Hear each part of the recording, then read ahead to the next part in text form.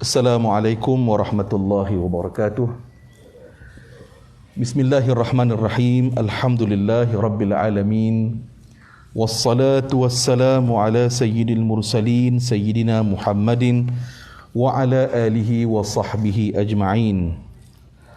Allahumma inna na'udzu bika minal junun wal judham wal baras wa sayyi'il asqam. Bismillahilladzi la yadurru ma'a ismihi syai'un fil ard wala fis sama' wa huwas samiul alim. Rabbi shrah li sadri wa yassir li amri wahlul 'uqdatam min lisani yafqahu qawli, amma ba'd. Tuan-tuan hadirin yang dirahmati Allah Subhanahu wa taala sekalian. Dalam sebuah riwayat daripada Sayyiduna Jabir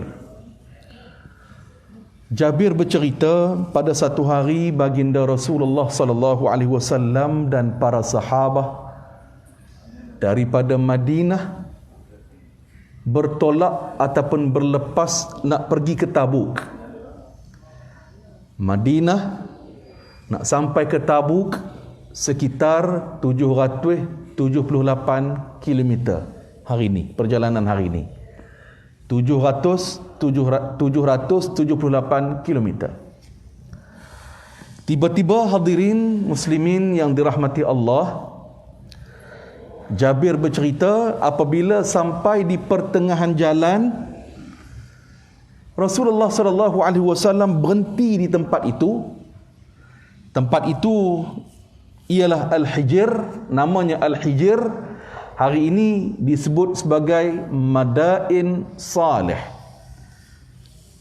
Maknanya separuh jalan Nabi berhenti. Tempat itu nama Al-Hijr ataupun hari ini Madain Salih. Maknanya kalau separuh pertengahan jalan kurang lebih 350 km macam itulah. Tengah-tengah tu Nabi berhenti dan baginda Rasulullah sallallahu alaihi wasallam sebut apa? La tas'alul ayat. Nabi sebut perkataan itu ataupun peringatan itu kepada para sahabat yang lain ini. La tas'alul ayat, yang bermaksud janganlah kalian semua meminta bukti terlebih dahulu sebagai prasyarat untuk beriman kepada Allah Subhanahu wa taala. Jangan doa syekh minta bukti terlebih dahulu sebagai prasyarat ataupun sebagai syarat untuk beriman kepada Allah Subhanahu wa taala. Rupa-rupanya hadirin yang dirahmati Allah, Nabi peringatkan perkataan itu kepada para sahabat. Nabi peringatkan semula tentang satu kaum yang mana kaum itu dihancurkan di tempat itulah, iaitulah kaum Thamud. Kaum Thamud, kaum Nabi Saleh, yang mana perangai mereka itu, mereka minta bukti terlebih dahulu sebagai syarat untuk beriman kepada Allah, sebagai syarat untuk beriman kepada Nabi Saleh. Tuan-tuan yang dirahmati Allah Subhanahu wa taala sekalian, kaum Thamud diceritakan dalam Al-Quranul Karim bagaimana watak dan perangai mereka ini.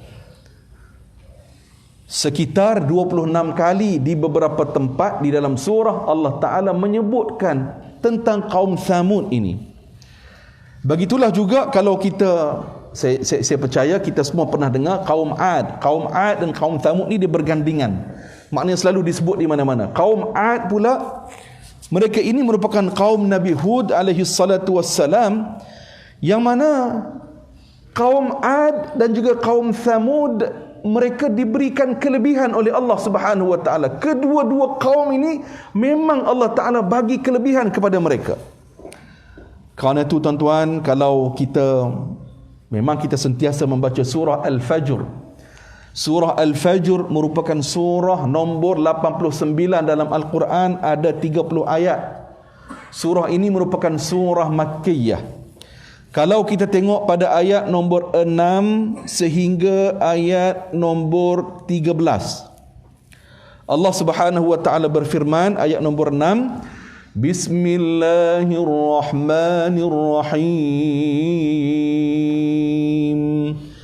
Alam tara kaifa fa'ala rabbuka bi'ad Irama dhatil imad Allati lam yukhlaq mithluha fil bilad وثمود الذين جابوا الصخر بالواد وفرعون ذي الأوتاد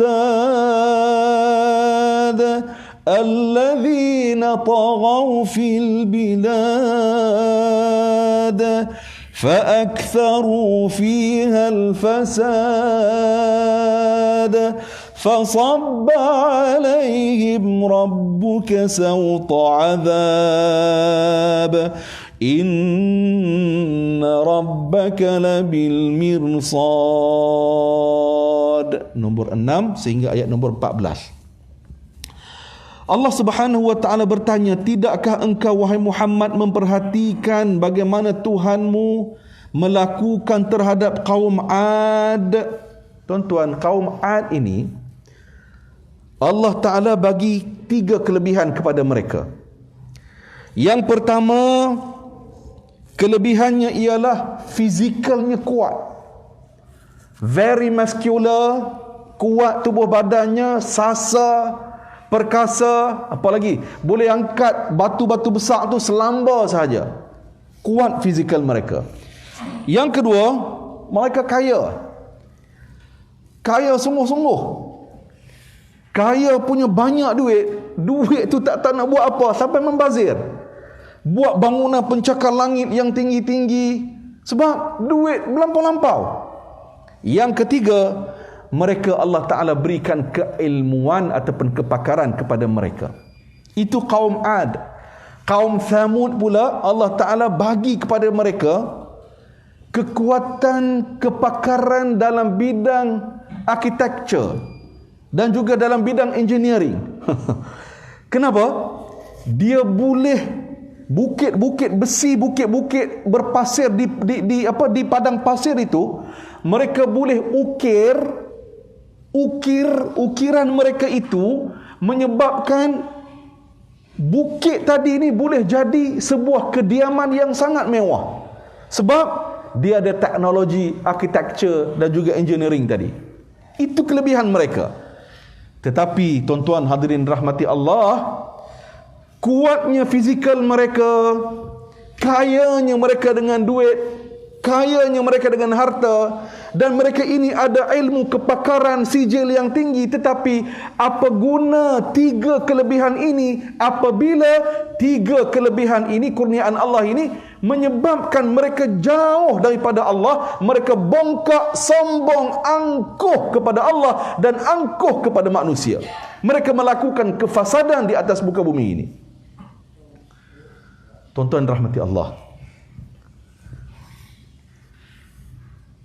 dalam riwayat ini tuan-tuan, Nabi pesan kepada para sahabat, jangan kalian meminta bukti sebagai syarat untuk beriman kepada Allah. Nak tengok bukti dulu, mana dia bukti, baru kami nak beriman kepada kamu wahai Saleh.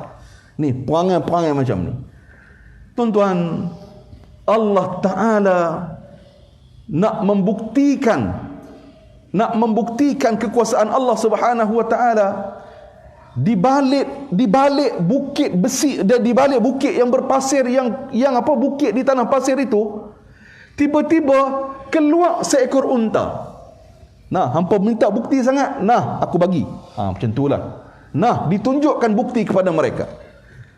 Daripada bukit besi ataupun bukit berpasir itu tiba-tiba keluar unta seekor. Tuan-tuan, apabila unta tersebut hidup bersama dengan kaum Thamud, ada peraturan yang Allah Ta'ala berikan kepada mereka. Apa dia? Di kawasan itu ada seperti lembah ataupun perigi lah kita kata. Apabila giliran unta tersebut minum air perigi tersebut, Orang-orang Thamud ini tak boleh minum daripada air perigi tersebut, tetapi mereka boleh minum air susu unta tersebut.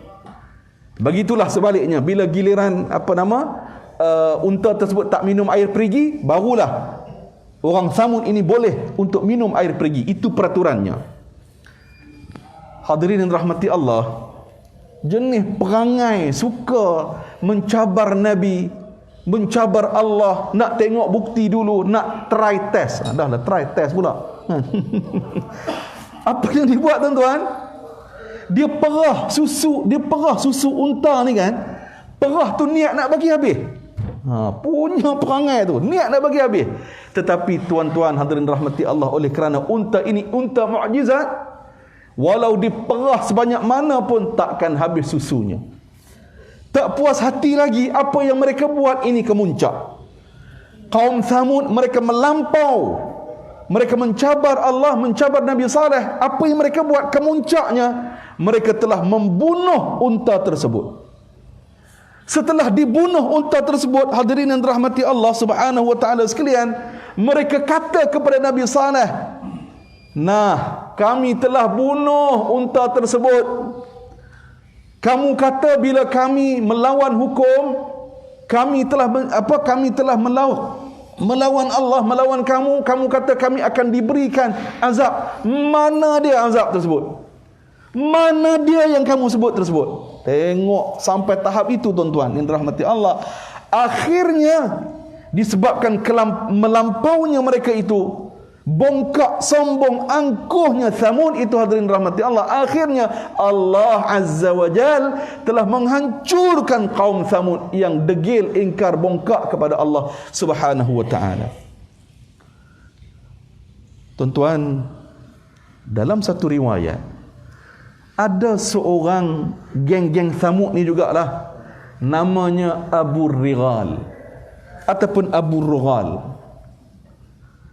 Waktu kaum Thamud dihancurkan oleh Allah Subhanahu wa taala, hancur, mati, bergelimpangan semuanya itu, Abu Righal ni, kepala pengak ni, Abu Righal ni, waktu itu dia berada di tanah haram, di Makkah.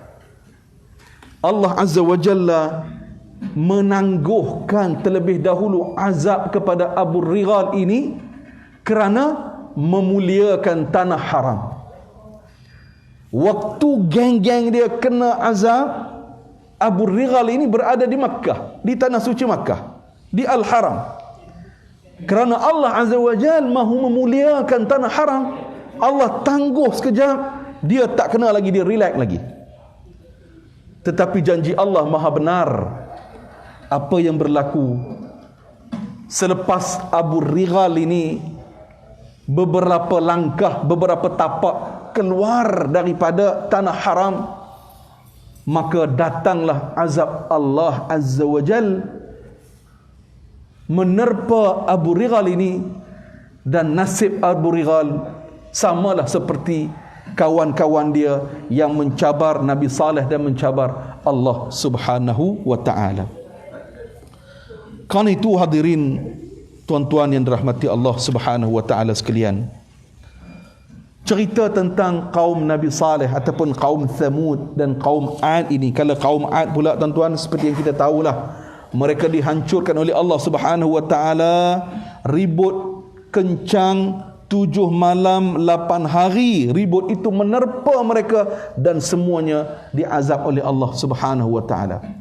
Apa pengajarannya tuan-tuan hadirin yang dirahmati Allah Subhanahu wa ta'ala sekalian? Yang pertama, apa yang kita miliki di atas dunia pada hari ini, hakikatnya semua itu pinjaman daripada Allah Subhanahu wa ta'ala.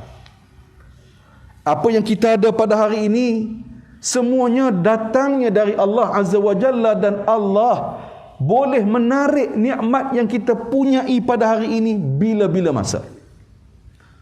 Kedua, apabila Allah Azza wa Jalla memberikan nikmat kepada kita, sepatutnya kita menjadi orang yang lebih baik. Lebih baik itu apa parameternya? Yang pertama, sudut ibadah kita kepada Allah. Orang yang beriman makin diberi nikmat, makin ringan tubuh badannya untuk melakukan amal-amal ketaatan. Sebelum kita kenaikan pangkat, contoh, ya, mungkin qiyamul lail itu sebulan sekali ataupun 2 bulan sekali. Dah kita dapat nikmat kurniaan Allah ini, makanya kita upgrade, ya, sudut amalan ibadah. Contoh, qiyamul lail kita makin bertambah jumlah rakaatnya dan jumlah harinya. Mungkin sebelum ini kita jarang puasa sunat.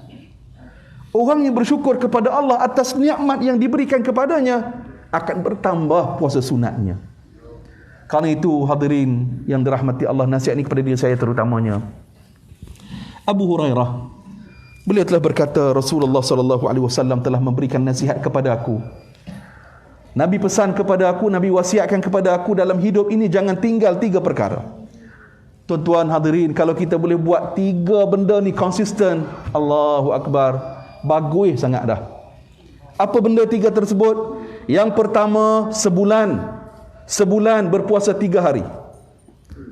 Pada ayyamul bayd, hari putih, pada setiap bulan hijrah. Kalau tak boleh pun, ya, dalam sebulan tu pilihlah mana-mana hari.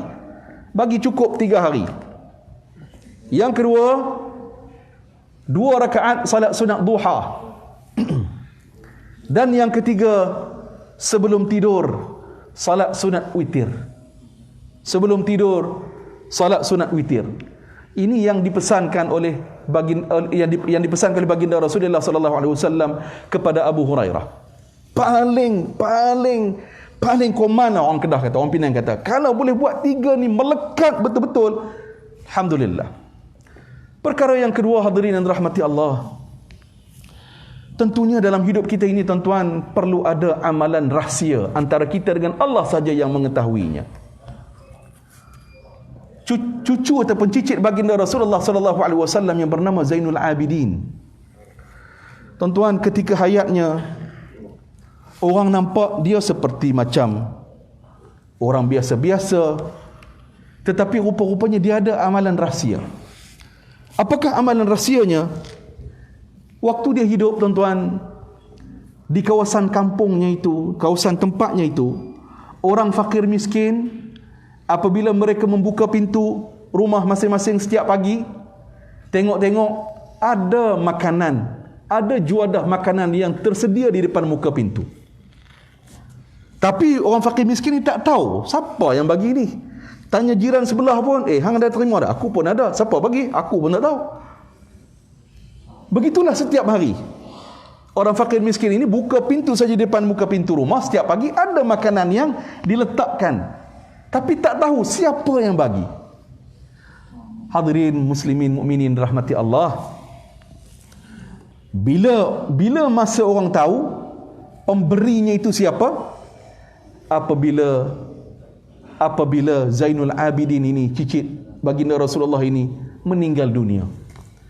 Bila dia meninggal dunia, orang fakir miskin ini bila buka pintu tengok depan pintu setiap pagi, tak ada dah makanan. Tak ada dah makanan yang selama ini yang diletakkan di muka pintu. Yang kedua, saat hendak dimandikan jenazah Zainul Abidin ini, kelihatan di atas bahunya ini kulitnya agak kasar sedikit. Tandanya waktu hidupnya dia menanggung ataupun memikul benda yang berat. Maknanya bila dia meninggal dunia, barulah terbongkar, terbocor kebaikan-kebaikan yang telah dilakukan sepanjang hidupnya. Kerana itu tuan-tuan, pesan Buya Hamka, kita sebagai manusia akan hidup 2 kali. Maksud Hamka ialah kita selepas kita meninggal dunia, jasa, kebaikan, manfaat yang kita lakukan ketika kita hidup akan disebut-sebut oleh orang. Akan disebut-sebut oleh orang kerana kebaikan yang kita telah berikan kepada, tentunya di pejabat, di kementerian, di jabatan kita, dalam konteks kita ini, kita buat kebaikan. Jadi waktu kita tidak ada, orang masih menyebut dan orang masih berdoa kepada kita. Maka benarlah kata Nabi SAW, khairun nas anfa'uhum linnas. Sebaik-baik manusia adalah mereka yang paling banyak buat kebaktian, buat kebaikan kepada orang lain. Kerana itu, hadirin rahmati Allah, apabila kita berpegang erat-erat kepada hadis ini, tentu sekali bila kita datang di pejabat kita, kita akan berfikir setiap pagi itu, apa kebaikan yang aku boleh buat pada hari ini. Kerana orang yang berpegang kepada hadis ini, mereka tak perlu tunggu pujian daripada majikan, mereka tak perlu tunggu pujian daripada orang, kerana mereka yakin dan percaya Allah Azza wa Jal yang akan memberikan balasan yang berlipat kali ganda, melampaui apa yang ada di atas dunia ini. Inilah merupakan kekuatan kepada kita semua. Jadi hadirin rahmati Allah, sekadar itulah sahaja tazkirah ringkas pada tengah hari ini. Kita mentadabbur surah Al-Fajr tentang kisah kaum Ad dan kaum Thamud, dan di hujung surah Al-Fajr itu Allah Subhanahu wa taala menyeru orang-orang yang beriman, ya ayyatuhan nafsul mutmainnah irji'i ila rabbiki radiyatan mardiyah fadkhuli fi ibadi wadkhuli jannati. Tuan-tuan, kita semua akan meninggal dunia, dan kita harapkan inilah yang disebut oleh para malaikat ke telinga kita. Ya ayyatuhan nafsul mutmainnah, wahai jiwa-jiwa yang tenang, wahai jiwa-jiwa yang tenang, kembalilah dalam keadaan Tuhan memberikan redha kepada kamu. Fadkhuli fi ibadi, masuklah kamu bersama dengan hamba-hambaku. Wadkhuli jannati, dan masuklah kamu ke dalam syurga Allah Subhanahu wa taala. 4 ayat ini kalau kita tadabbur lagi sangat cantik, dan dia akan memberikan kekuatan kepada kita. Jadi insya-Allah tuan, kita akan tadabbur ayat ini pada siri-siri yang akan datang. Sekadar itu sahaja. Wabillahi taufiq wal hidayah. Wassalamualaikum warahmatullahi wabarakatuh.